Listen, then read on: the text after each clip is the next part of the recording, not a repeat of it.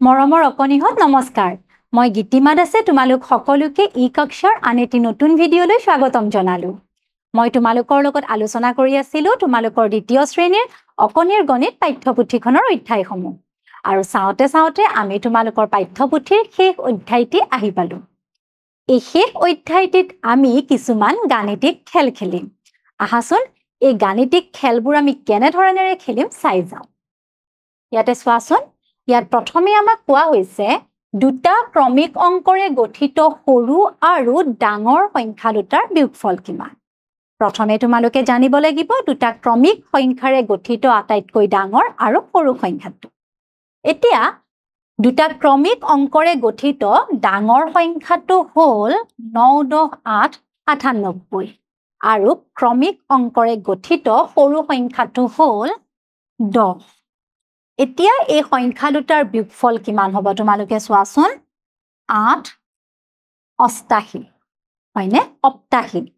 এতিয়া আমি গম পালো যে দুটা ক্ৰমিক অংকৰে গঠিত ডাঙৰ আৰু সৰু সংখ্যা দুটাৰ বিয়োগফল হ'ল 8 10 8 88 ইয়াৰ পিছত চোৱাচোন কি আছে এবাৰ ইয়াত কৈছে 1 2 3 আৰু 4 অংক কেইটাৰে পুনৰাবৃত্তি নকৰাকৈ লিখিব পৰা দুটা অংক বিশিষ্ট সংখ্যা কি কি যে তোমালোকে মনত ৰাখিবা 1 2 3 আৰু 4 এই অংক কেইটাৰে পুনৰাবৃত্তি নকৰাকৈ লিখিব পৰা সংখ্যা হৈছে 12টা সংখ্যা কেইটা মই লিখিছো চোৱা প্ৰথমটো হ'ল 12 13 14 21 23 24 31 তাৰ পাছত 32 34 41 42 43 ইয়াতে কোনো এটা অংকয়ে পুনৰবাৰ আমি লিখিবলগীয়া হোৱা নাই হয়নে তাৰ মানে 1 2 3 আৰু 4 ৰে পুনৰাবৃত্তি নকৰাকৈ লিখিব পৰা সংখ্যাসমূহ হ'ল এইকেইটা ইয়াৰ পিছত চোৱাচোন ইয়াতে কৈছে পখিলাটোৱে ফুলপাহ পাবলৈ কিমানটা পথেৰে যাব পাৰিব আটাইতকৈ চমু পথটো বিচৰা এতিয়া পখিলাটোৱে এই ফুলটো পাবৰ বাবে কিমানটা বাট আছে চোৱাচোন এইটো এটা বাট এনেদৰে যাব পাৰিব তাৰ পাছত এনেদৰে পাৰিব যাবলৈ আকৌ এনেদৰেও যাব পাৰিব হয়নে আমাক কৈছে কোনটো পথ আটাইতকৈ চমু মানে ওচৰ কোনটো এতিয়া চোৱাচোন আটাইতকৈ চমু পথ হ'ব ক ন্য ত ঙ গতিকে চমু পথটোৰ নাম হ'ল ক ন্য ত ঙ বুজিব পাৰিলা নহয় তাৰ পিছত চোৱাচোন ইয়াতে আছে কেইটা ত্ৰিভুজ আছে গণনা কৰি উলিওৱা এতিয়া ইয়াতে তোমালোকে চোৱা ত্ৰিভুজ কেইটা আছে প্ৰথম হ'ল এইটো এটা এই গোটেইটো 1 2 3 4 5 ইয়াতে কেইটা আছে ত্ৰিভুজ ইয়াতে ত্ৰিভুজ আছে 5টা তাৰ পিছত চোৱাচোন ইয়াতে সুধিছে তলৰ সংখ্যাবোৰ তাৰ প্ৰতিবিম্বৰ লগত মিলোৱা এতিয়া আমি সংখ্যাবিলাকৰ প্ৰতিবিম্ব কি হয় বা প্ৰতিবিম্বটোৰ লগত আমি মিলাম তোমালোকে এটা কাম কৰিবাচোন এখন কাগজত এক এটা লিখি লবা লিখি সন্মুখত এখন আইনা ৰাখিবা তাৰ পাছত চাবাচোন এই তোমালোকে লিখি থোৱা একটো আইনাখনত কেনে ধৰণৰ দেখি চোৱাচোন কে একটো প্ৰতিবিম্ব হলে বা আইনাত চালে আমি এনেদৰে দেখিম 5টো এনেদৰে দেখিম এইটো 9 আৰু 8 এনেদৰে দেখিম আজি তোমালোক সকলোৱে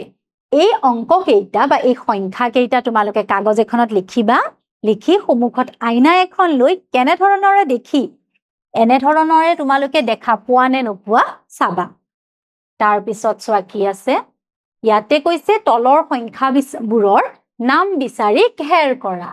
এতিয়া ইয়াতে যি কেইটা সংখ্যা লিয়া হৈ আছে সেই সংখ্যা কেইটাৰ নাম আমি ইয়াতে বিচাৰিম আৰু ঘেৰ দিম প্ৰথম চোৱা কি আছে 1 এতিয়া আমি 1টো সন্মুখতে পালো এইটো 1 তাৰ পাছত আছে 3 এতিয়া চোৱাচোন 3 ক'ত আছে এইটো হ'ল 3 তাৰ পাছত আছে 9 আমি 9টো এনেদৰে দিলো তাৰ পাছত 25 এতিয়া 25 চোৱাচোন ক'ত আছে 25 25 ক'ত আছে এইটো 25 তাৰ পাছত 30 এতিয়া 30 ক'ত আছে চোৱা তোমালোকে এইটো হল 3 6 টো 30 তাৰ পাছত 40 তে 40 ক'ত বিচাৰি পাম আমি তোমালোকে দেখা পাইছা নেকি বাৰু এইটো ইয়াতে আমি দিলো 40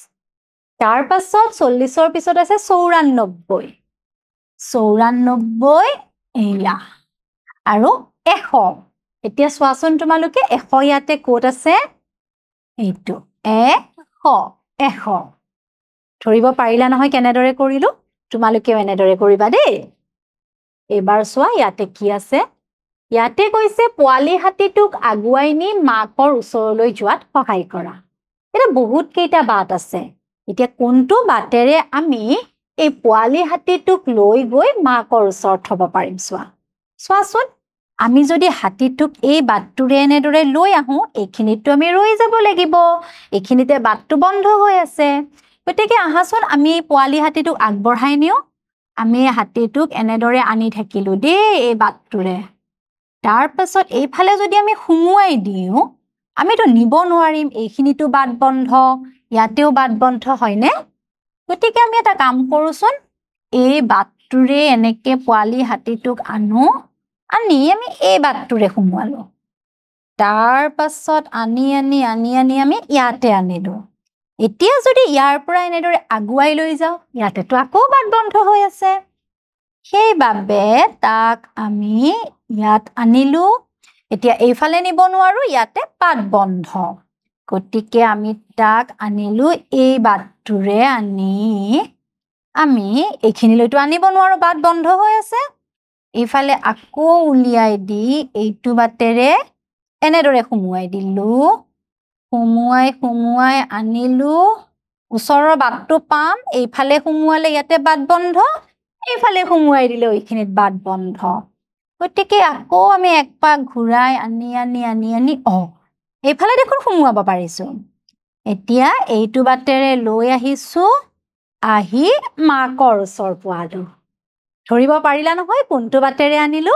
এতিয়া তোমালোকে এইটো খুব সুন্দৰকৈ চেষ্টা কৰি চাবা আৰু তোমালোকে বেলেগ বাট বিচাৰি পোৱা নেকি চাবাচোন বাৰু দেই এইখিনিলৈ গম পালা নহয় আমি কেনে ধৰণৰ গাণিতিক খেলবোৰ খেলিলো